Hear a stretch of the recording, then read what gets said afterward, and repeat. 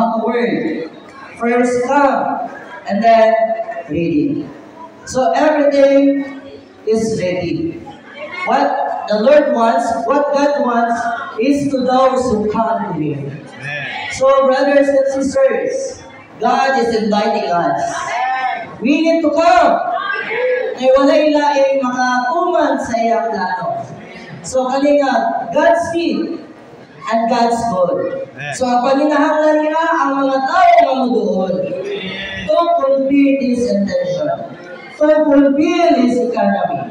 So walay laing tao aning kalibutan, kundi ang mga tao nga gipili na niya. So how blessed we are that we are the chosen and we are predestinated to be part of His body. So brothers and sisters, we need to come. So mga nag-ingat na even though there are failures, there are mistakes, but we need to be encouraged, not to be discouraged. We need to be encouraged na mutol pagtugang sa Ginoo. So mga ang message 6, dito siya not being discouraged when we fall. Dili unta mawadaan tag paglaog. Dili unta mawadaan tag kana. Diha sa panagkadiyong. Kay ang kinabuhi dili man permi taas. Dili sa permi ubos. So ang kinabuhi ups and down. So mao na bisan kami sa ospital. Diba? Naay monitor. Pagbuhi ba, ang monitor ups and downs. Kaya kung patay na, straight line na lang. Wala kay ups and downs. So ingana dahil mga insun ang Iglesiyahanong kinabuhi natin. Amen. Ang Kristohanong kinabuhi natin. There is always ups and downs.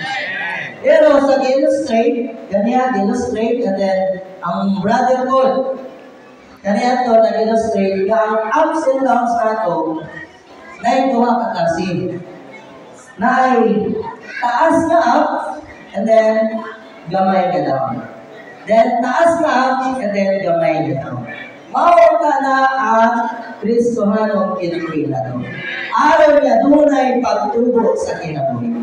Dili itong taas na down, gamay na up. Then, taas na daw, gamay na up. Okay, ang pagmapil ng mga isol, kung di day dako ang pag-ups na to, failure kita ng isol.